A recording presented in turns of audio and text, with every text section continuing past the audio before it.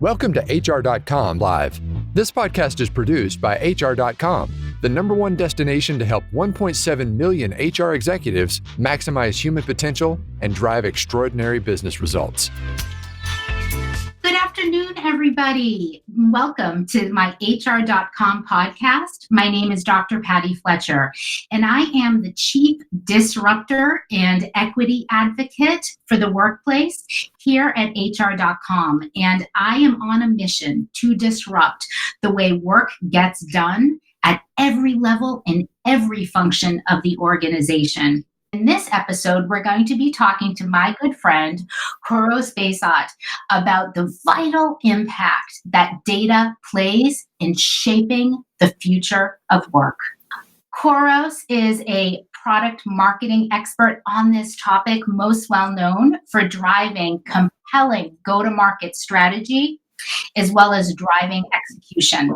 And there's no one better to talk about this topic because of the diverse background and perspectives that Kouros brings as a customer, as an end user, as a strategist, as a marketer, and a product manager on this topic. Kouros, welcome to the show. Thank you, Patti. It's good to be here. Yes, it's fantastic. So we got a lot to cover in the next few minutes. I'd like to pick your brain a little bit about the whole big topic of digital transformation. How do we need to be thinking about this when it comes to the vital impact of data on shaping the future of work? I think when we talk about digital transformation, it's all about how businesses are reinventing themselves to, serve their customers better, serve the shareholders better. And it's a lot of that is leveraging the technologies that are coming up to be able to do things better, to do them faster, to get more insight, to be able to do a lot more with the resources that they have. I know that there's a lot of buzz going on around technologies these days. You hear about 3D printing, about IoT, about analytics, AI, machine learning. And then it just, a lot of it sounds like buzz, but I think that's, what's really critical when you talk about these things is that the foundation of it is all about data. And when you look around you and the wealth of, the applications that each individual is using, is just phenomenal. It's growing by day. In every, if you're dealing with a device, down to your fridge, you have an interaction with a device that's, processing a transaction, but is capturing data on you on the experience of that. And now it's how do we take all of this data and make sense of it to do things better, to do more things, to kind of get ahead of where we're at. I think that's really, really, really critical. And these are not easy problems to solve, but it's just the pace of innovation that's coming through. It's just phenomenal. And obviously there is all kinds of regulatory, privacy, security things that always hinder things and slow the pace of innovation down, slow the pace of adoption down. But, these things are coming at you, and then there's really no stopping. It's true. And, it's interesting. There is so much coming at us when it comes to this topic, the business of people and machines, right? Because that's really where that data comes from. What are some of your thoughts around this? What are you seeing? When we talk about it, I think it's, data and machines. It is, I think just the nature of work is changing. Who does the work, where work is done, how you do things is changing. Take an example is, the farming business, right? You start from, the production to the processing, to the distribution, to the retail or the restaurant to, just the food preparation that's going on. In the past, it's traditionally this has been very, very manual. It's just very human intensive. But as you kind of take a step back, and I think this is one of the first industries that is really getting hit very, very fast, very quickly, and it's come through a long ways. It's the people are kind of being removed from a lot of the steps in that chain, right? When you look at the overall production and the processing, there is less people, and the skills of the people are not. It's changing. What people need to know how to do their work is different. Right, it's you have the people who are still picking at the produce at the different farms, but a lot of that the technology is coming in and in determining whether tomato is ripe enough to be picked, And it's picking the right tomato and it's kind of packaging and making sure everything gets, ultimately to the table much faster.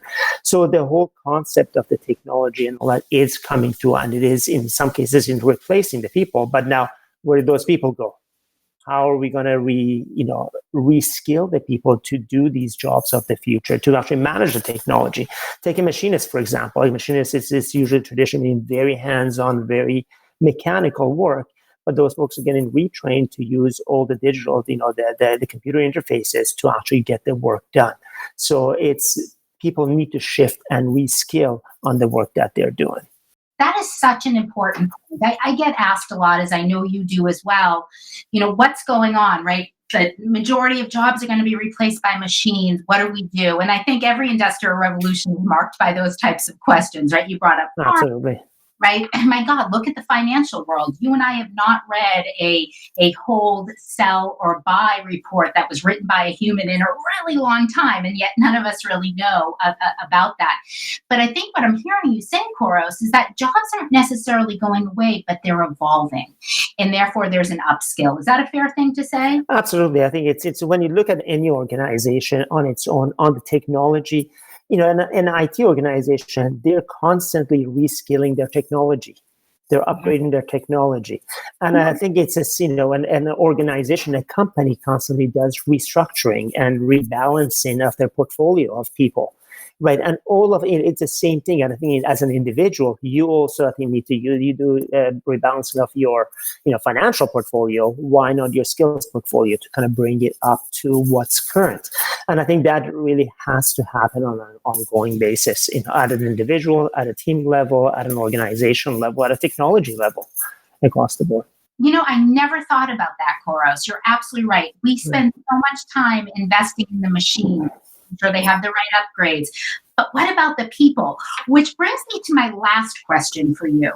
So if it's about upskilling, if it's about organizational redesign, if it's about rethinking, right, in terms of the future of work, what is HR's role in this? Because it really hasn't played a big role, and yet now they have to. What are your thoughts around that? I think HR, it's really critical, their role in this, really helping the business to kind of move forward, right? Again, in business, they have challenges, they have problems, they have things targets that they need to hit, whether those are financial, in terms of production, whatever that might be. I think it's, they require the people to get that job done. It's up to HR to make sure that those people are there and have the right skills and capabilities and are willing and able to do the job. Right. So how do we upskill and how do we make this happen? And a lot of that, I think, is, some of the tools and the technology that is kind of working its way into the workplace is really helping to make that shift across the board. And I think it's, when you think about it, it's, just bringing the personalization, the elimination of bias, the whole sourcing and outsourcing, the automation that's going on. Right. And, one of the things you had mentioned to me when we were prepping for this show is the whole concept around scaling. Scaling is really difficult, and yet we feel like it shouldn't be because we're talking about technology. Can you talk a little bit about the transformation and scale concept? I think it's when you kind of take a step back, I think traditionally, when you do the succession planning, when you do those, the focus has been on the few in the organization. Now with the shift, the scale has to grow and it really has to apply across the organization to all the people. And that just, and I don't think there's, HR department that's big enough to be able to have that one-on-one conversation. Take coaching, for example. That's one of the areas that AI and machine learning is really coming into play. Traditionally, coaching was for leadership, for the high potentials. But how do we kind of scale that up to be able to address the needs of all allow all the workers, the workforce to kind of grow and get better and get to where they want to go?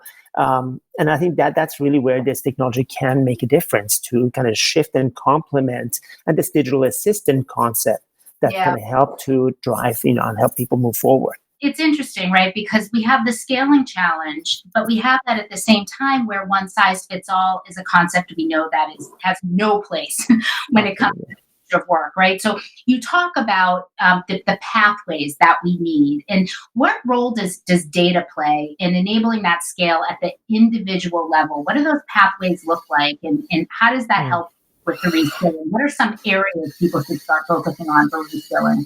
Yeah. When we think about data, I think just the consumption of data, there is, when you think across the organization, you have your leadership, you have your managers, you have your workforce. Each one of them has their own need for data. Leadership needs to make decisions about where the business is going to go, what's going to happen. And they need to set up, data from across the organization. They need the financials, they need the production numbers, they need the people numbers, all of that to be able to kind of make their decisions. Again, it's, one of my old colleagues, Mick Collins, always used to say, decisions don't wait for data. So how do we make sure that data is there when and when people need it?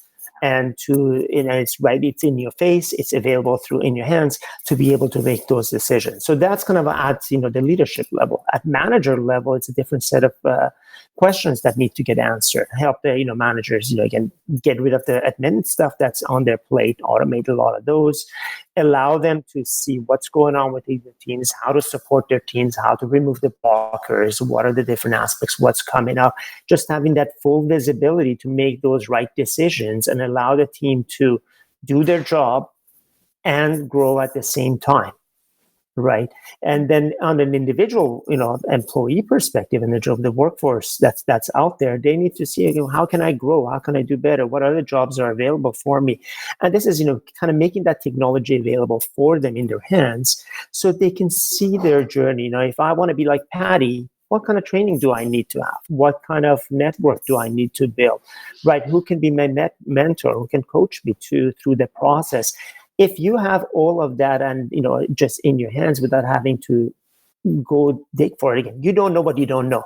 Right. But if that's all becomes available in a more automated fashion way, that this digital assistant to everybody, it allows them to kind of move forward and allow everybody, the whole organization grow. And I think that's positive for everybody. That is so powerful, right? So HR, I think if there's one thing I've learned from Kouros today, which, all right, there's many things I learned from Kouros today, but if there's one thing, data is your friend. Your job is to be the voice of the talent economy at every stage of that life cycle. And only data, asking the right questions and being able to interpret that data, only that data can give you that insight so you know what's working and what isn't. Kouros, thank you so much for your time, for sharing your insights and perspectives. Thank you, everybody, for tuning in. And don't forget to check out our archived podcast on our website, HR.com. Thank you, and have a great day. Thank you for listening to HR.com Live. We have new episodes daily to help you maximize your potential. Be sure to check out our archives on HR.com and share it with your friends. Cheers.